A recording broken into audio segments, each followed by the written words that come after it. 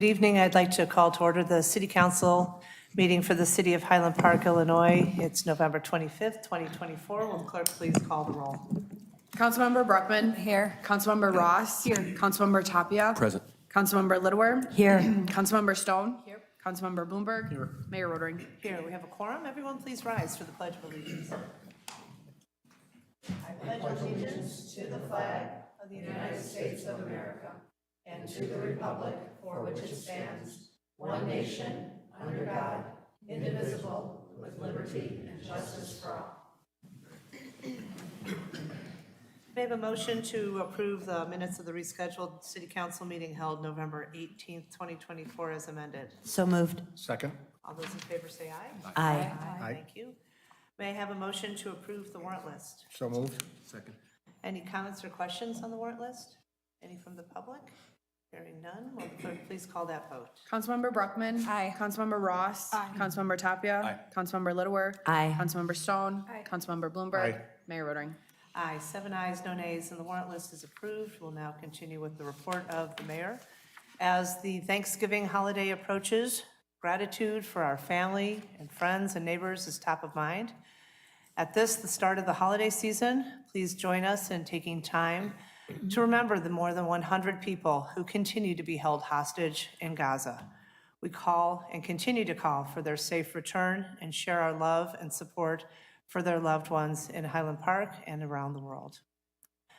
We have no appointments this evening. We have no proclamations this evening. We do have some business this evening. And in a moment, we're going to be voting on the 2025 city budget. So I want to share kudos with our finance department, former director Julie Logan, new director Christy McCalloo, city manager Gita Newkirk, our entire senior team, and this city council for once again putting together an excellent budget, one that supports our commitment to fiscal stability, public safety, investment in infrastructure, economic development, and environmental sustainability. It is responsible, it is balanced, it is forward-focused, and it supports our values and clearly reflects the priorities of our community. This budget meets the city's revenue, financial, budgetary, and capital policies, all of which are provided in this document, and it only takes 8 cents out of every property tax dollar. We're one of only a handful of Illinois cities with the highest bond rating available, AAA, and this doesn't just happen. Our cost-effective approach to fiscal management minimizes the financial impact on residents with revenue diversification and cost-efficient expenditures, even while costs rise due to inflation and other external factors. When I became mayor, we as a city council agreed to make investing in infrastructure a priority. It had been a constant, straight-line annual expenditure of $10.8 million with no acknowledgement of inflation, no variable needs or recognition of varying conditions. Frankly, we were falling behind. Rebuilding and maintaining infrastructure is messy, it's expensive, it's disruptive, but it's critical for our public health and our public safety. The 2025 budget, this budget includes $36 million for our streets, our sewers, our water mains, stormwater management, sidewalks. There's more to do, and we will be getting it done.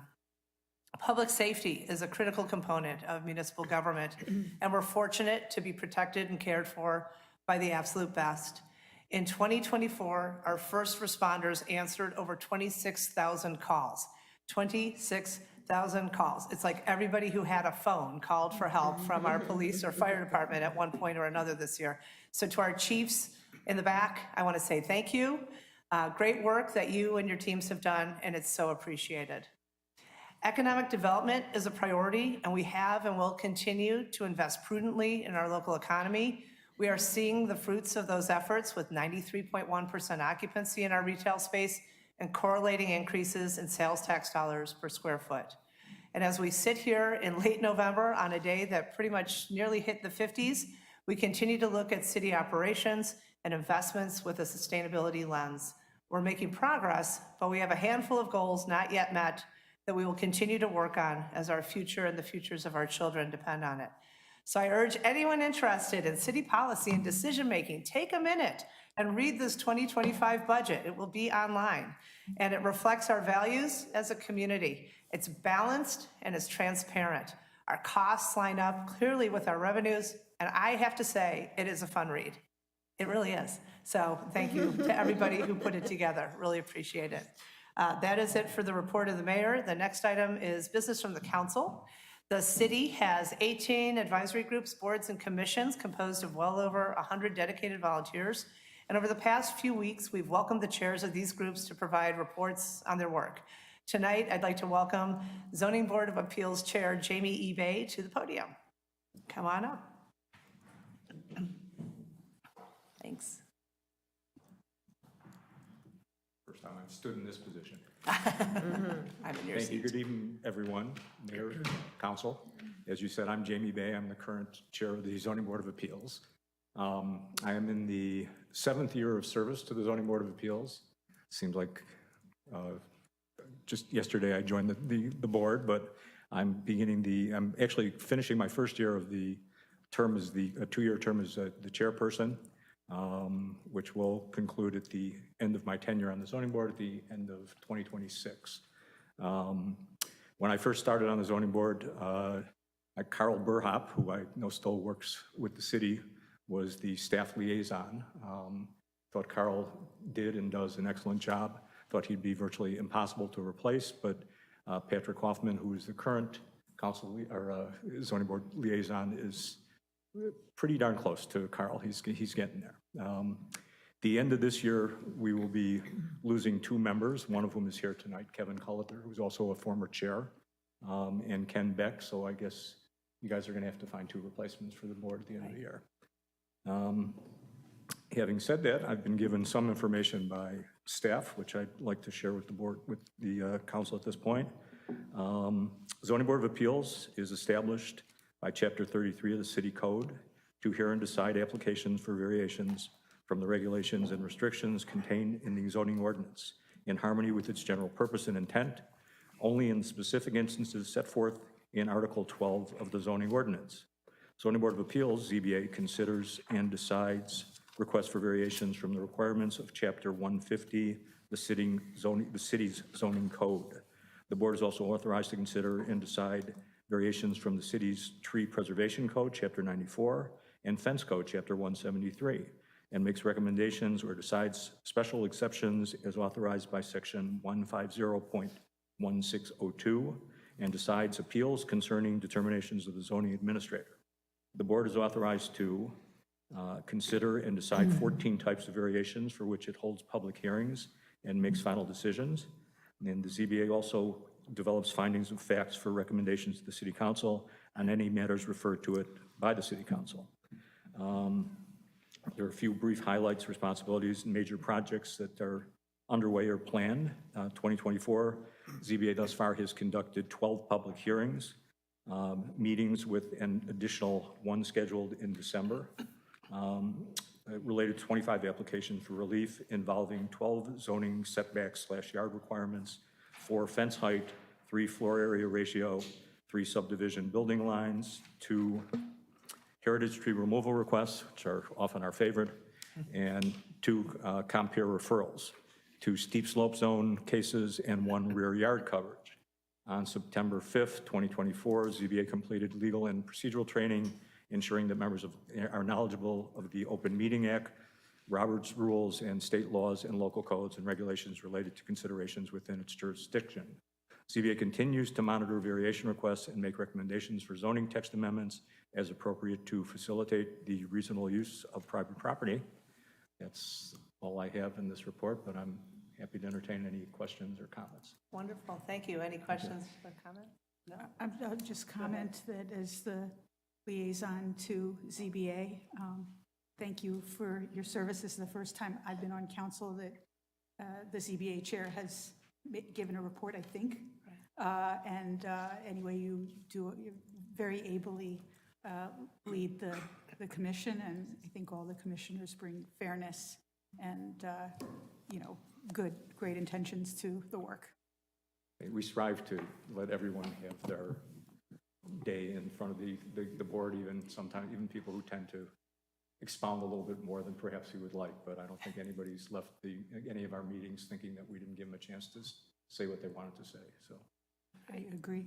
Thank you. Councilmember Bloomberg. I just wanted to observe of all the boards and commissions that we have, you're the only one that makes a lot of their decisions independently. We do occasionally refer things to the ZBA that we want advice on, but you also handle the majority of things that come before you independently. You have a great history of just what you've talked about, which is hearing residents, making the ability to come to difficult conclusions sometimes that may leave one side or the other dissatisfied, but you do a great job in terms of illuminating all the details that you're thinking about and considering. So thank you. Thank you. Councilmember Tapia. Yeah, Jamie, you've been on the ZBA for several years now, and now you're chairing it. Any new trends in terms of the kinds of things that are coming for the ZBA, or is it sort of, common issues that we're all very familiar with? I can't really think of any new trends. I think, well, that's not true. I think one of the things that has happened is that at least a large number of Highland Parkers who have been here for such a long time, because it's such a wonderful place, no one wants to leave. There are a lot of people who are concerned with aging in place. So that's one. A lot of our matters that come before us have to do with a couple that wants to stay in their home, but they want a first floor master bedroom or some such thing. So I think that's there certainly was a lot of different trends with home offices during the time of COVID. Thankfully, that isn't as much of a concern anymore.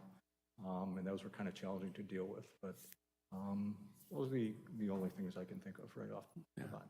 Thank you. Well, thank you, Chair Bay, and please share our appreciation with the ZBA for everyone's dedication and attention to hearing and deciding applications for variations to the city's zoning ordinance. We appreciate your time. Thank you. My pleasure. Thank you. As to other business from the council, Councilmember Bruckman. Thank you. Thank you, Mayor Rotering, fellow council members, and city staff. As we review the proposed 2025 budget, I'm proud to see how it reflects our commitment to a vibrant and inclusive Highland Park while addressing evolving needs. Compared to 2024, this budget decreases expenditures by 15%, but maintains critical investments, including $36 million for capital improvements to streets, water systems, and facilities. These projects are vital for enhancing spaces that support families and businesses alike. I'm especially pleased with the focus on fiscal responsibility. By minimizing property tax increases and diversifying revenue streams, this budget reduces the financial burden on residents while ensuring continued high-quality services. For example, while the total budget exceeds expenditures by $6 million for strategic investments, we continue to responsibly manage reserves, keeping them above target levels. Public safety remains a top priority, with this budget ensuring our first responders have the resources they need as Highland Park grows and as we support neighboring communities like Highwood. Additionally, the $1.27 million in tax increment finances for business incentives reflects our focus on economic development. And one vision I hope to bring to life is an urban play space in Port Clinton Square, a project that would attract families, strengthen our community, and drive revenue to surrounding businesses. This budget this year demonstrates that we could prioritize public safety, infrastructure, and economic growth while being fiscally responsible and minimizing the impact on the wallets of our residents. I look forward to advancing these priorities for the benefit for our entire community. Thank you, and I would also like to tell everyone to have a wonderful Thanksgiving holiday. Thank you. Yep. Anybody else from the council? Any other business from the council? No? City manager. Great, thank you, Mayor. Just a friendly reminder to the public that administrative offices are closed Thursday and Friday this week in celebration of the Thanksgiving holiday. We have 11 items on the omnibus agenda for your consideration. All are recommended for approval. Items 1 and 2 pertain to exterior grants for 2 local businesses. These grants are one of many ways that the city supports its existing businesses, as well as uses these measures to proactively attract new business to the community. Number 3 pertains to the purchase of furniture at the Senior Center at 1201 Park Avenue. We have resumed operations of our senior center to this property after renovation for the majority of this year. We are planning a spring 2025 grand opening. If people are not familiar with our senior center operation, this division provides health, recreational, cultural, educational, and counseling services to our senior population. And we encourage everyone over 50 years of age to check out more than 900 programs that are offered from this division representing the city. Item number 4 pertains to my employment agreement, and I just want to give a special thank you to the mayor and council for the opportunity to serve as the city manager of this community. I've been in this profession for 31 years and just feel incredibly blessed to represent our community in Highland Park and to work with our exemplary team of city employees. And then item number 6, the mayor gave a great overview of the proposed budget. The budget is our principal policy document reflecting the city's mission and priorities. I do want to give special recognition and thanks to the mayor and council for your policy feedback, direction, and support throughout the year. We do encourage the public to review the budget. Again, we start in the spring and go through the entire year, so it's a lengthy process, but it's certainly a very important one. I'm very proud of the budget, and we certainly recommend its approval. Great, thank you so much. And if I could ask you to please introduce the next item on our agenda, which is business from the public. Yes, this is an opportunity for members of the public to address the city council on a topic that is within the council's purview and jurisdiction, but is not listed in another location on the agenda. If you would like to speak about a matter that is listed on the agenda, we ask that you wait until that agenda item is called, and we will give you an opportunity to speak then. If your matter is on the omnibus or consent agenda, please let us know if you would like us to remove that matter from the consolidated list so that you can speak about it. Please be aware that business from the public is not intended to be a forum for open dialogue or engagement with members of the city council. Rather, it is intended as an opportunity to make comment to the city council. Please do not expect a response from anyone tonight. If appropriate, questions may be directed to me as the city manager or other city staff. All comments should be directed to the city council. All speakers will be limited to 3 minutes. We request that speakers refrain from throwing objects or using noisemakers, and that the public not applaud or make other comments after any speaker. We ask that everyone be respectful, civil, and non-repetitive. Great, thank you. Are there any members of the public who wish to be heard during business from the public? Come on forward and we'll have you speak at the podium.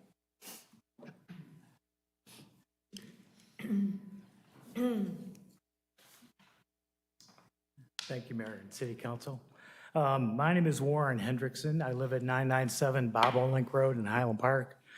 I'm an architect, lifelong resident of Highland Park, former member of the Design Review Commission for 8 years, former member of Planning Commission for 8 years, and I spent many nights in this room serving the community and the council. So it's good to be back in a way. I'm here tonight to bring to your urgent attention the need for a sidewalk on the front of the old Lincoln School property, the intersection of Green Bay, Bobolink, Lincoln, Oakwood, and of course, Green Bay. The property was sold and the construction fence was erected, eliminating the sidewalk on the east side of Green Bay Road at the traffic signal. The cuts off the safe way to go east into the bike path, so it's really inconvenient. Anyone that crosses must now walk through the mud to get over to the bike path, so it's really a horrible condition. It's been going on for 6 to 8 months. I did talk to Carl Burhop in the Community Development Department. He told me that he had elevated this issue up the line to management, and now it was out of his hands. So I sent a note to Joel Fontaine, the Director of Community Development, and he said the property is outside the city's capital program, so the only mechanism the city has to require a sidewalk connection here is through the redevelopment of the property. And as part of the land use consideration process, staff would recommend a sidewalk be constructed as part of the redevelopment of the property, all of which I'm very familiar with. However, I think that community development should have asked for this to have been done before the developer was allowed to construct the fence, because now the community must suffer and be at the whim of the developer, and clearly this is going nowhere fast. As we know, development moves at a snail's pace. Who knows when it will be able to go forward with this plan or any plan. So it's really kind of a bad situation, has been for 6 to 8 months, and I don't see it coming to resolution. Green Bay is really busy, and with winter coming upon us, I really fear that people are going to be walking along Green Bay, and there's a turn lane, which nobody stops at the stoplight there anyway. It's very difficult, so I think it's really an urgent issue, and I would urge the council to act on this one, install the sidewalk as soon as possible. And really, we really can't wait for the developer to decide for us when this should happen. I'm disappointed with the Community Development Department. It seems like they put developers before community, and I'd really like to see community put back before development, just like their title says, community development. Great. Perfect timing. Nicely done. Thank you. Thank you very So much. as soon as we saw what was happening, I think all of us up here raised this issue to the city and said, where's the sidewalk? Obviously, this is a critical part of our infrastructure, a critical part of people's being able to get around safely in that neighborhood. I think the city manager has a response she'd like to share with you. Great, thank you. Hi, Mr. Hendrickson, and thanks for your past service to the city. So when School District 112 sold that property, we did meet with the property owner. As you know, the sidewalk that was on the school property is considered now private property. So as soon as that change of ownership took place, our community development department did ask the property owner to construct a sidewalk on what was the public property, understanding that there was going to be that construction fence installed.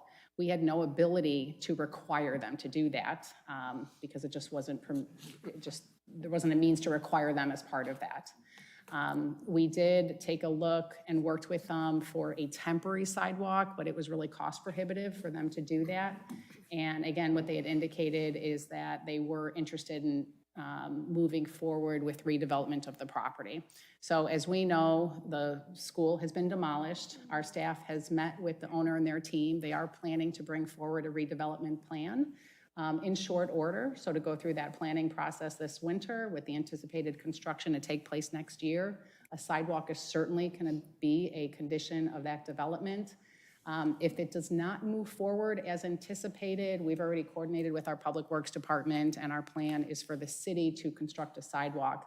But what we didn't want to do, just in consideration of the cost, is for us to construct a sidewalk only to have it torn up then as part of the redevelopment plan, because it likely would have been impacted as part of that work.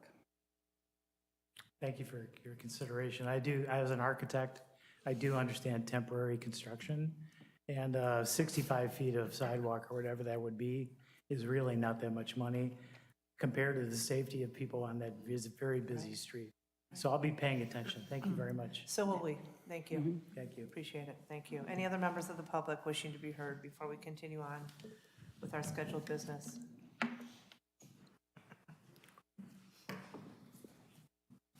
Hello.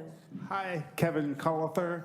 I am a current member of the ZBA. Nothing I say tonight should be confused as being representative of the chair or my fellow members.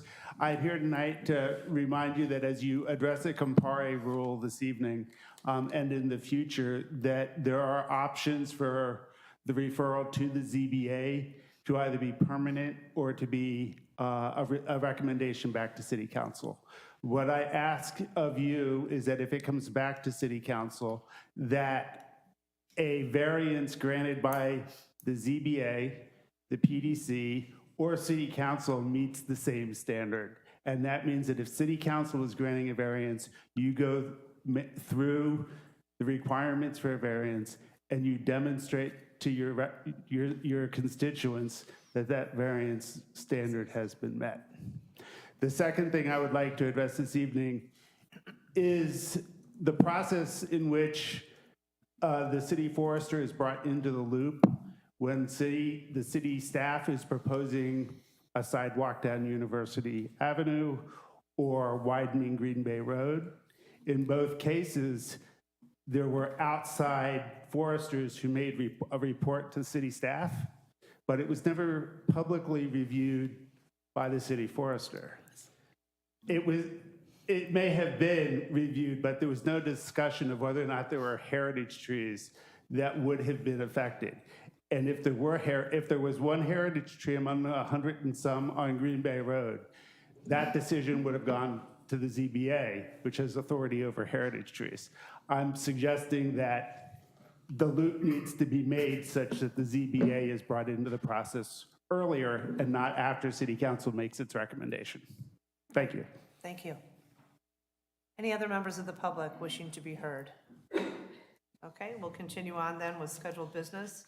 Items 1 through 11 have been grouped together for omnibus consideration. I'm seeking a motion to approve items 1 through 11. So moved. Second.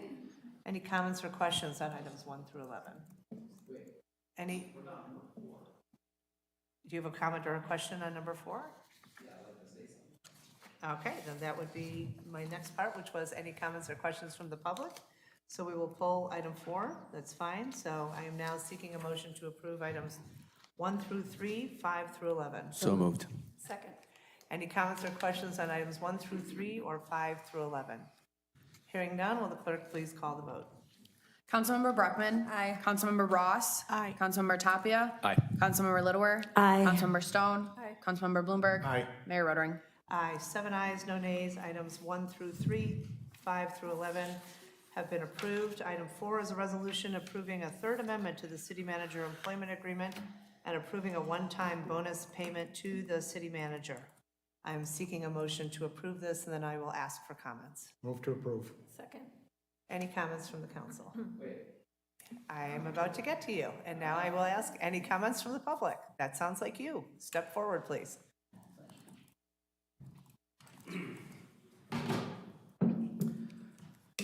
Sorry, couldn't memorize this in such a short amount of time, so I had to write it down.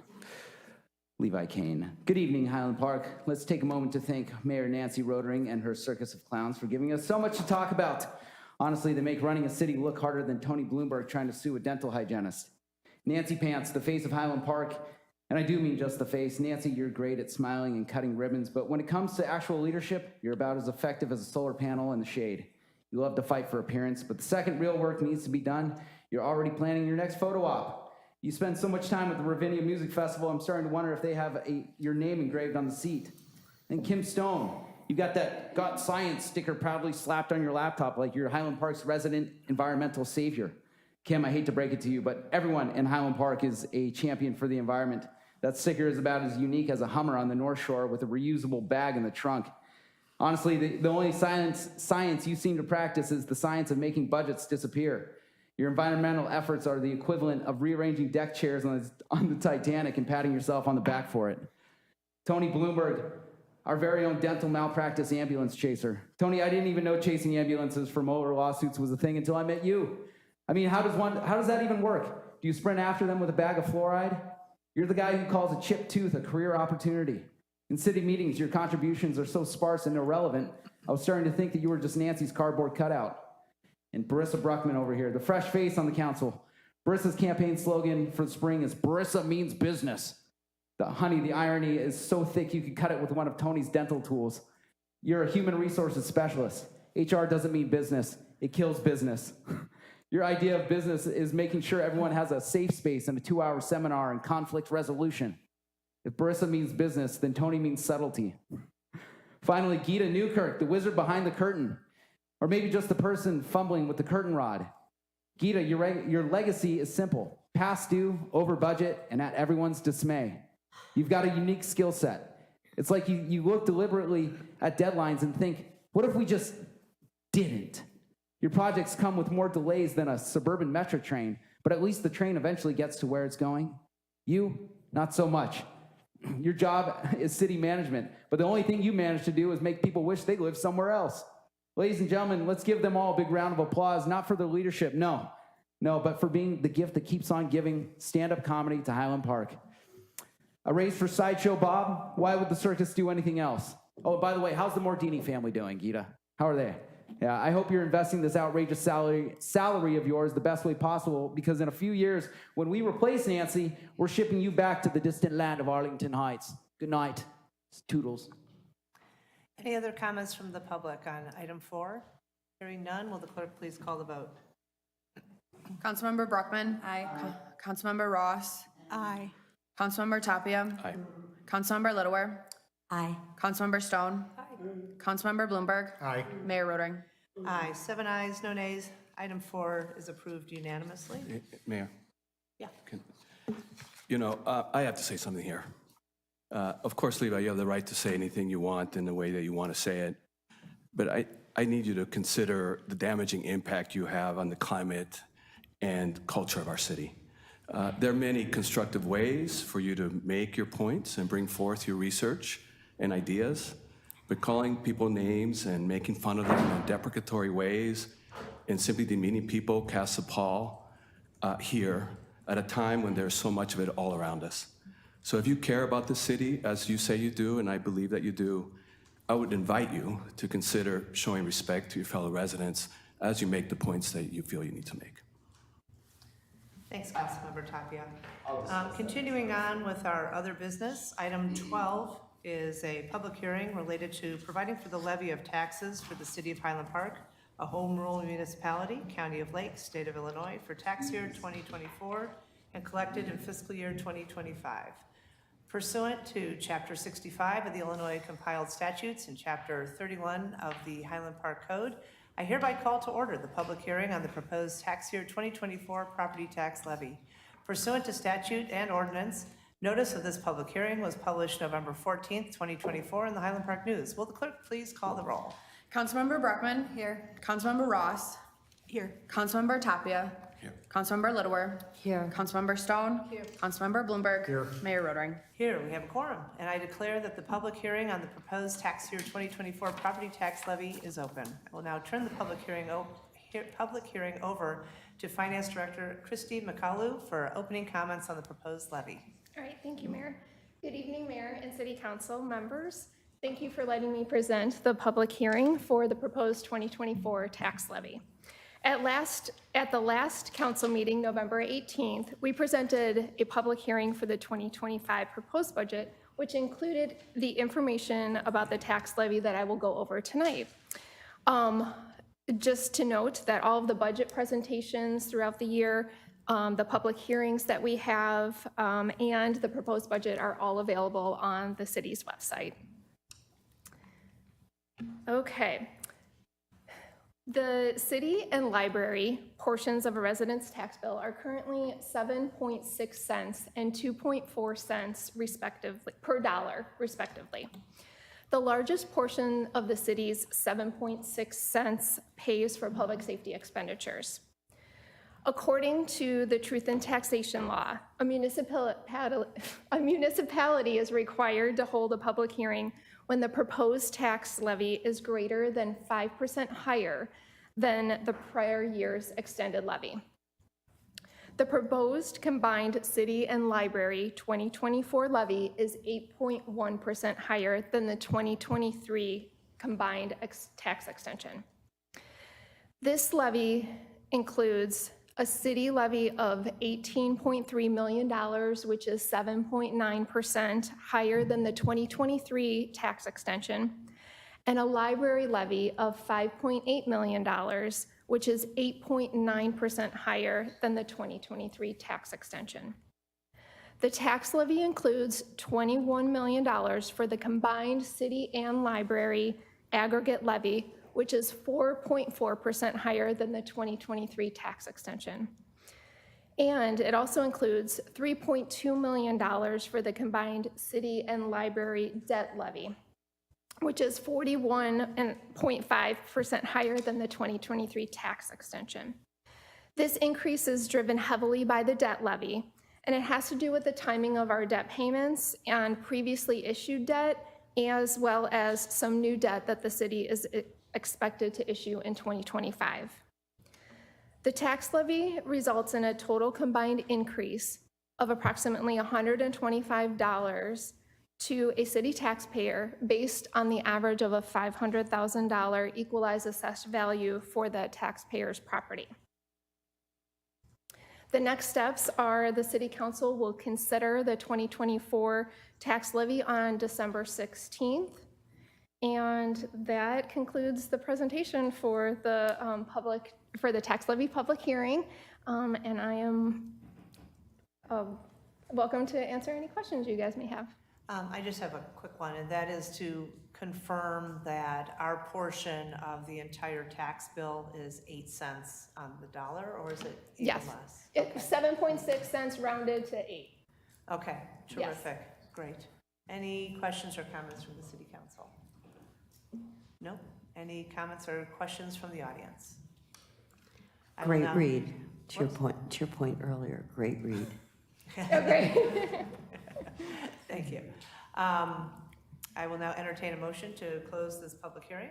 Is there a motion? So moved. Second. Now we will have a roll call vote for closing the public hearing. Councilmember Brockman. Aye. Councilmember Ross. Aye. Councilmember Tapia. Aye. Councilmember Littler. Aye. Councilmember Stone. Councilmember Bloomberg. Aye. Mayor Rotering. Aye, 7 ayes, no nays, and the public hearing is now closed. Individuals who were unable to attend this evening's public hearing may submit written comments to the attention of the city finance director.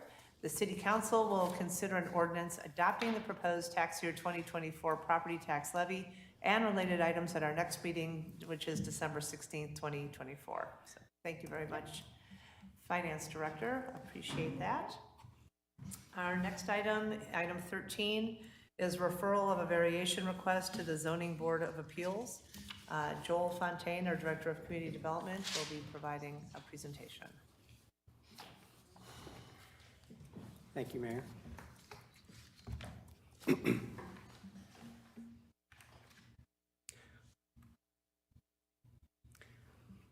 So this item with regard to 295 Cedar Avenue is what's referred to as a referral of a variation request to the Zoning Board of Appeals, otherwise known as a compier referral in our code. So, recommendation for this item is the council should know that it is not asked to consider the variation itself, but whether and how the request should be considered by the Zoning Board of Appeals.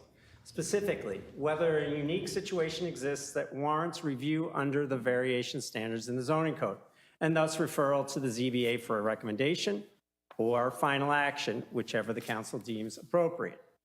Or council can also choose not to refer a request for variance to the ZBA, which is essentially a denial of that request. If referred, staff recommend that the ZBA conduct a public hearing and to make a recommendation to the city council for final action.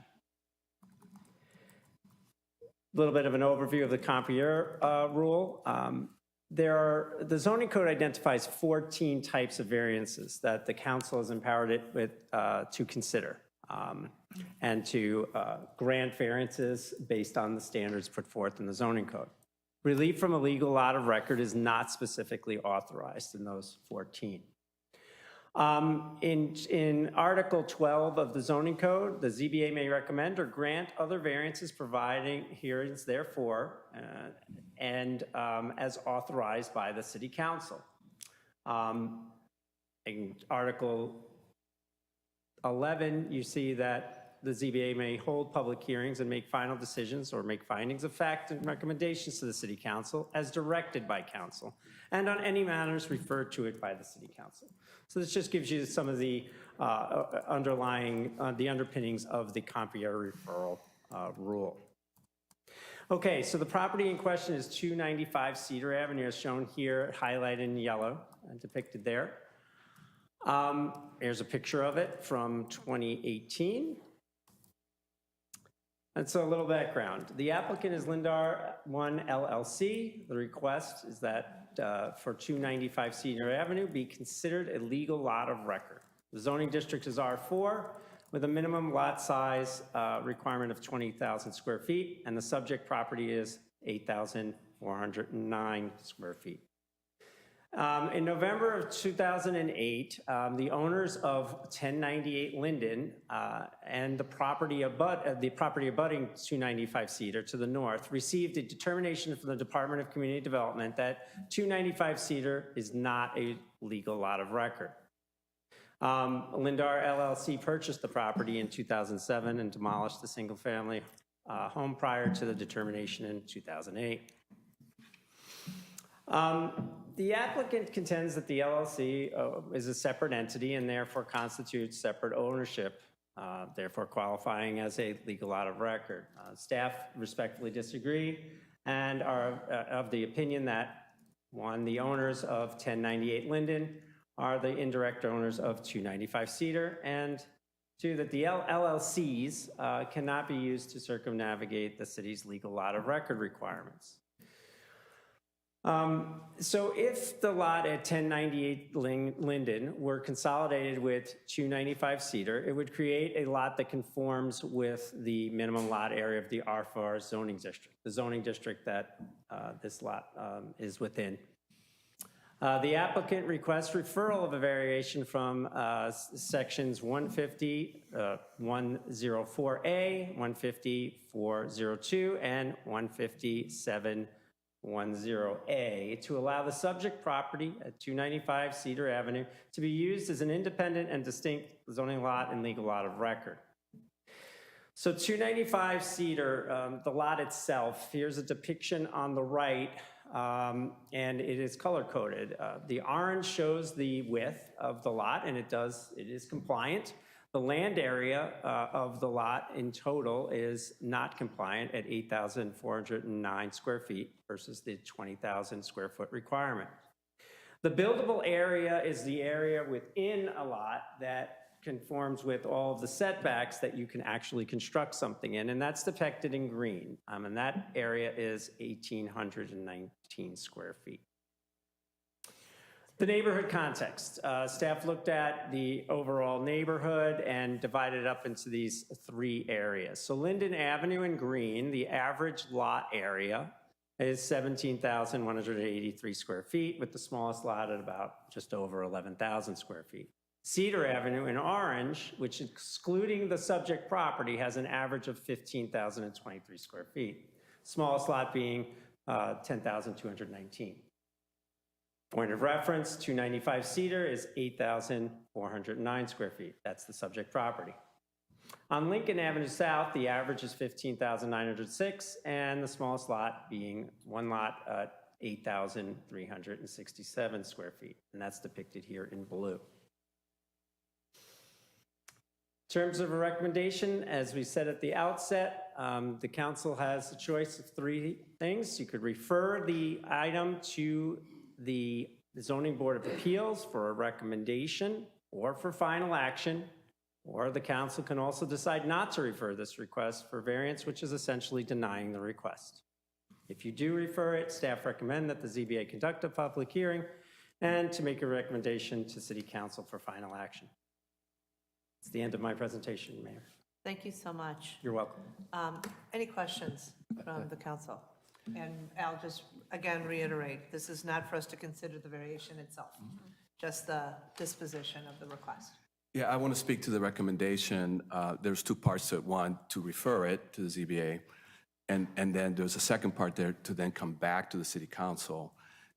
If we decide to vote to refer it, I would want to say that I would recommend that we not receive it back, that we let them dispose of it. You know, they're very capable. They know what they're doing. We even heard a presentation about the work and testimony to how qualified they are. And I don't think that this kind of thing requires 14 people weighing in, the 7 of them and the 7 of us. So is that a motion? So I would make the motion to consider the first part of the recommendation Well, to. so there are three options. You can send it to the ZBA for final decision. You can send it to the ZBA to come back to the City Council. You can choose not to send it to the ZBA. So you can move to say you want to send it to the ZBA for final decision. I move to send it to ZBA for final decision making. Thank you. Is there a second? Anybody seconding? Okay, so the motion fails due to lack of a second. Councilmember Lidwar. I would move that we send it to the ZBA and have them come back with a recommendation. Okay. I would, and I know Go this ahead. goes to the substance to it. I'm happy with making that kind of recommendation. I am curious to know how the property, the smallest one on Lincoln Avenue South, was determined. Well, I think it was a non-conforming that has been there for a while. So I guess my question is, at that time, did it go to the zoning board or not? If you happen to know the history, council member. Otherwise, that's one of the reasons I'd like to bring it back, actually. So Joel, I'm going to hazard a guess that that was a non-conforming that was prior to the zoning, but Okay. is that true, or do you know the history of the? On the photo of the house, I believe that I have not researched that, Mayor, so I would just say that. Because for quite a while, we had conversations around these non-conforming lots, mostly closer to the central business district. Right. And that was exactly what the history was, that it just predated the zoning. So the way the code is set up now, or the way we Right, do it. so that was grandfathered in as a house that was already present on a non-conforming lot. Councilmember Bloomberg? Is there? Oh, sorry, I'm sorry. Did I were was you going to done? respond to something I don't need to at this point. No, I will make my motion. I'll So start you've it. made a motion, is there a second? Okay, so that motion fails due to lack of a second. So does somebody want to make another motion regarding not referring to the ZBA? I would move not to refer this to the ZBA. Is there a second of that motion? I'll second that motion. Okay, any further conversation about not referring this to the ZBA? Any comments or questions? Councilmember Stone? I'd just like And to make then- a quick comment. Or a question for Joel, perhaps. We've used the Compere referral often for height variances. It's my understanding when we have a lot that has a steep slope on it, and so the height calculation becomes sort of skewed because of that unique circumstance. And I don't see that there's a unique circumstance here. Am I missing something? Council has referred height Compere referrals of some modest heights due to topography, yes. That is how many of them have come forth. In terms of legal lot of records, there have been 7 others in the last 10 years. The size in But- and of itself is unique. But in terms of what they were considering, it's significantly less deviation in terms of minimum lot area. One of the defining differences, and the existence of a home on the site. So for instance, there was 91 and 105 Sycamore, which was in 2016 referred. The area, there are 2 homes on the properties, 1 home on each property and common ownership, and the folks wanted to sell to 2 different owners and have them be legal lot of records, and they were referred. The area in question, deviation from the 20,000 square foot minimum lot size, was 3,440 square feet and 1,600 square feet. The lot in question is, the deviation from the minimum lot size is 11,591 square feet from the 20,000 minimum. It does not have a home on it currently. The Sycamore example had 2 homes on them. So that was an example. There are others where the homes were there, and the lot area difference was significantly lower. And I can show you that if you'd like to see a slide on that. We can do that. No, okay. Any other comments or questions from this group based on I perhaps after we hear from, the attorney? yeah, Okay. I actually would have some, but I'd like to hear what they have to say before Okay, that. great. Thanks. Thank you. And one other, Mayor, from 891 Half-Day Road was a vacant lot, and the use was intended for a primary structure. In 2018, that was referred, but the lot itself was oversized by almost 2,000 square feet, and where it was deficient was in the width. This lot is compliant in the width, but significantly deficient in the area. Thank you. Thank you. Bless you. Mayor, members of the council, my name is Cal Bernstein.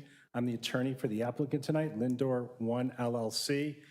Tonight, we are seeking the Compere referral to have this go to the zoning board for the determination whether this application meets the standards and the standards for zoning relief.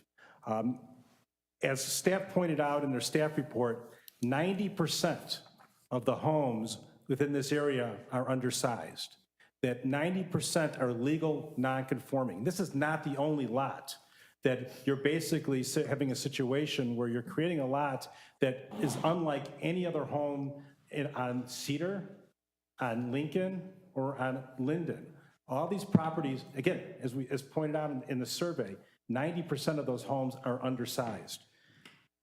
What the applicant is seeking to do here is put a replacement home. There was a home on this property. The previous home was built 70, 80, 90 years ago. It was removed in 2008. unbeknownst to the applicant, that they were not able to build a replacement home at that time. When they did seek an opinion from the city, if you look at the city's letter, it indicated that, that they were unable to construct a new home because they were the trustee of a trust that owned the property. Well, that made no sense because no trust was involved with this property. The LLC is not a trustee of the property. So the applicants pretty much ignored the letter from 2008 because it made no sense. And they didn't pursue it at that point. Over the years, they've looked to build a replacement home, and for whatever reason, they decided not to pursue it. Well, they're seeking to do it right now. And it would not be the smallest house within the block. There's a small, as was pointed out by Member Stone, there's a smaller house on Lincoln, at the corner of Lincoln and Cedar. It will join the rest of the properties, which are 90% of them are undersized. So what we're seeking tonight is due process. We're seeking the ability to make our case to the zoning board that this property meets the standards for zoning relief. We're not asking for the city council tonight to review the standards. I'm perfectly willing to do that if the council wants to. I'm ready to go. I'm ready to proceed and argue my case. But I think the purpose of here tonight is whether the zoning board and whether these people should have the ability to make their case. And the last thing I want to say is that, and I had a conversation with Director Fontaine about this earlier. In 2007, this LLC purchased this property for $380,000, which is far in excess of the value of this property if this property is just less fallow and not being able to be built upon. Now, there is some value for empty space. I'm not going to disagree with it, but it's not worth $380,000. And so the equities here of the fact that basically you're asking this, by not referring this and giving them their ability to make their case that this is a buildable lot, you're basically asking them to forfeit a significant investment they made in this property, because this property is not worth $380,000 as an unbuildable lot.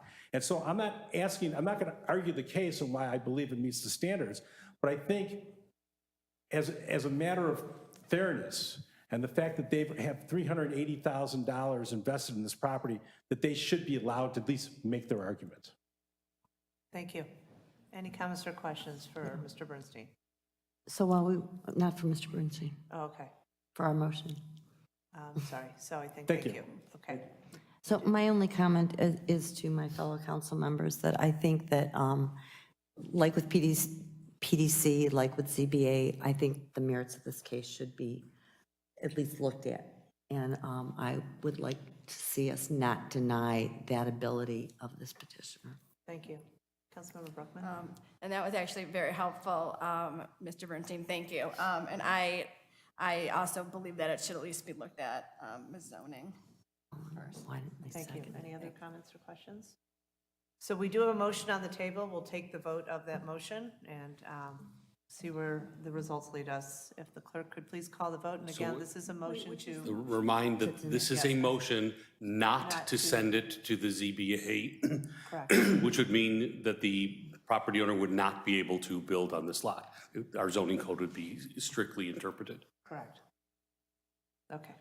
Councilmember Brookman? Nay. Councilmember Ross? Nay. Councilmember Tapia? No. Councilmember Littlewer? No. Councilmember Stone? No. Councilmember Bloomberg? I'm the move-in, so I'm going to vote yes. Mayor Rotering? Nay. So that motion is not approved with a vote of 6-1. May I submit a new motion? Huh? May I submit a new motion? Yeah. Okay, I would like to submit a motion that we send this to the ZBA and ask them to return to us with a recommendation.